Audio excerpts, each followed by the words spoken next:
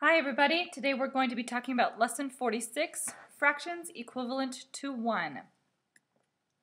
So whenever the numerator and the denominator of a fraction are equal, the fraction is equal to 1. So for example, 2 halves is equal to 1, okay? 3/3 equals 1. Whenever the numerator and the denominator are the same, your fraction equals 1 whole. So let's take a look at example number 1. Write a fraction equal to 1 that has a denominator of 4. So I want a fraction equal to 1 with a denominator of 4. With the definition I just read, I know that my numerator has to be 4 in order for them to be for it to be considered 1 whole. If I look at it in a picture, if I divide my fraction, my circle, into 4 equal pieces, 4 from my denominator, and I have all 4 of those pieces, my numerator, shaded in, then 1 whole circle is shaded in. Okay, let's look at example 2.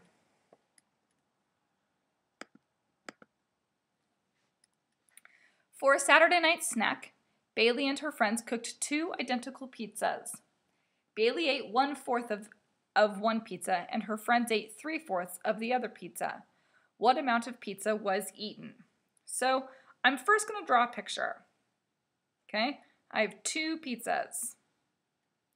It says Bailey ate 1/4 of one pizza. So I'm going to divide my pizza into fourths, and she ate 1/4. And her friends ate 3/4 of the other pizza. So again, I'm going to divide it into fourths. But this time, they ate 3/4 of it. It says what amount of pizza was eaten. So I'm going to add 1/4 plus 3/4.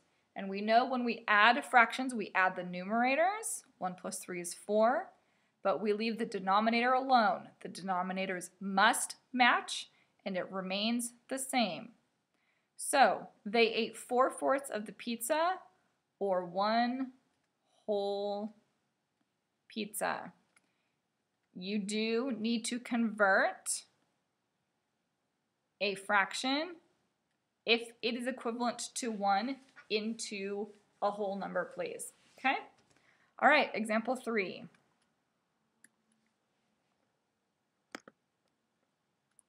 Compare 4 3/3 and 5. Compare, remember, means greater than, less than, or equal to. So let's draw a picture. Okay? I know 5 is a whole number, but let's look at 4 3/3. So here I have 1, 2, 3, 4 whole circles. Color them in really fast. So I have 4 whole circles, and then I have another circle that's been divided into thirds, but all 3 of those thirds are shaded in. So here's my 4, here is my 3/3. So together, since 3/3 is equivalent to 1, I'm actually going to add 4 plus 1 to get 5. Okay? So I actually have 1, 2, 3, 4, 5 whole circles. So 4 3/3 and 5 are equal. They are equivalent because we convert this 3/3 into 1 whole, and we add that 1 to our 4 wholes we already had. All right, let's look at example 4.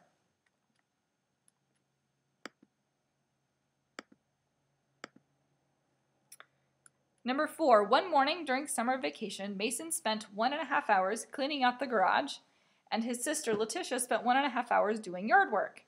How many hours did Mason and Letitia work that morning all together?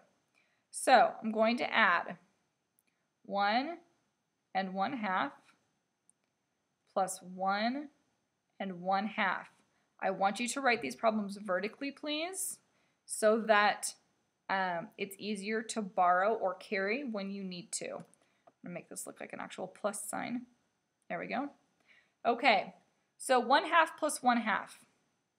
I know my denominator will be a 2 because the denominator stays the same, and I'm going to add the numerator. 1 plus 1 equals 2. 1 plus 1 equals 2. 2 and 2 halves hours. Well, I know 2 halves equals 1, so I'm actually going to cross this out and carry that 1 and add it. So we have 3 hours doing work, yard work and cleaning out the garage. Okay, 3 whole hours. All right. Okay, example 5.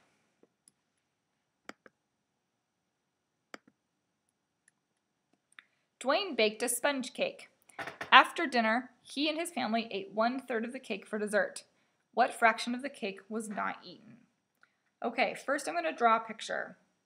So he baked a cake. Okay. The family ate 1/3 of it. So I know that 2/3 was not eaten. Oh, not eaten. But let's talk about how to do that using a subtraction problem.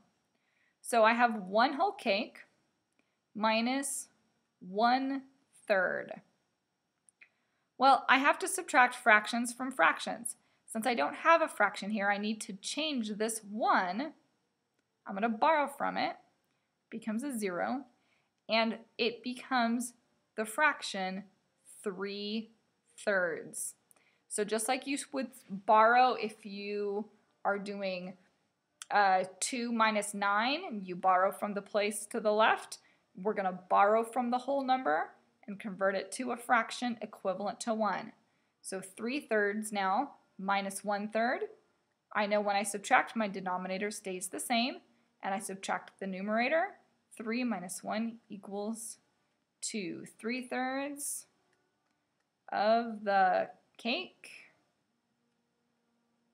was not eaten. Okay.